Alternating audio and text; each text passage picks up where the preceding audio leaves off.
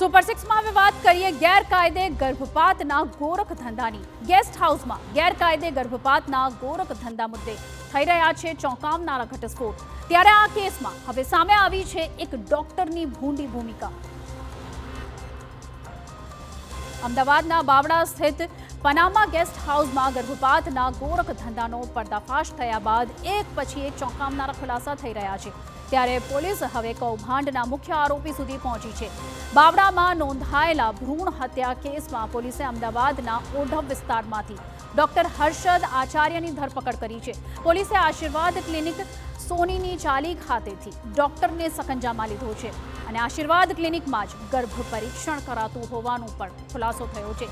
જે ગર્ભમાં બાળકી હોય તો પનામા ગેસ્ટ હાઉસમાં ગર્ભપાત કરાવવામાં આવતો હતો અને તેમની સાથે જ પનામા ગેસ્ટ હાઉસના મેનેજર સચિન પટેલની પણ ધરપકડ કરવામાં આવી છે। પોલીસની તપાસમાં આરોપી નર્સ હેમલતા અને ડોક્ટર હર્ષદ આચાર્યની સાંઠગાંઠનો પર્દાફાશ થયો છે। હેમલતા અને ગર્ભ પરીક્ષણ કરનારા ડોક્ટર હર્ષદ આચાર્ય છેલ્લા 15 વર્ષથી એકબીજાને ઓળખે છે અને ડોક્ટર હર્ષદની વધુ તપાસ કરતા જાણવા મળ્યું છે કે આરોપી હેમલતાએ ગર્ભ પરીક્ષણ કરાવનાર મહિલા પાસેથી ગર્ભ પરીક્ષણ માટે 15,000 રૂપિયા લીધા હતા અને આ રકમમાંથી તેણે 8,000 રૂપિયા ડોક્ટર હર્ષદને આપ્યા હતા। નર્સ હેમલતા ગર્ભવતી મહિલાઓને ડોક્ટર હર્ષદ આચાર્યના ક્લિનિક પર લઈ જતી હતી। ડોક્ટર હર્ષદ આચાર્ય આ મહિલાઓનું ગેરકાયદે જાતિ પરીક્ષણ કરતો હતો। જો ગર્ભમાં કન્યા હોવાનું જાણવા મળે તો હેમલતા મોટી રકમ લઈને ગર્ભપાત કરાવતી હતી। ત્યારે હવે સવાલ એ છે કે ડોક્ટર હર્ષદ આચાર્યએ અત્યાર સુધીમાં આખરે કેટલા ગર્ભ પરીક્ષણ કર્યા છે?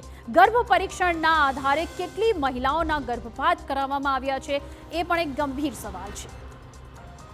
હેમલતાબેન અને હર્ષદભાઈ છે એ છેલ્લા 15 વર્ષથી એકબીજાના પરિચયમાં છે અને હેમલતાબેન છેલ્લા 2-3 વર્ષથી આ ગર્ભ પરીક્ષણ કરાવીને ગર્ભપાત કરાવવાનું કામ કરી રહ્યા હતા।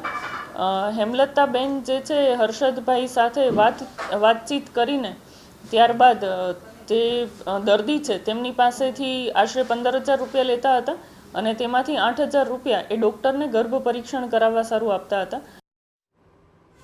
ગર્ભ પરીક્ષણ કરનાર doctor Harshad Acharya MD રેડિયોલોજીની degree ધરાવે છે।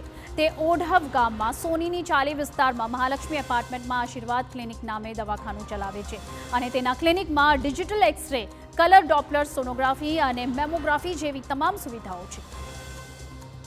ડોક્ટર હર્ષદ આચાર્યની ધરપકડ બાદ હવે આ કેસમાં અનેક મોટા ઘટસ્ફોટ થવાની પૂરેપૂરી શક્યતા છે અને આ રેકેટની ગંભીરતાને જોતા સમગ્ર કેસની તપાસ અમદાવાદ રૂરલ SOG પોલીસને સોંપી દેવાઈ છે।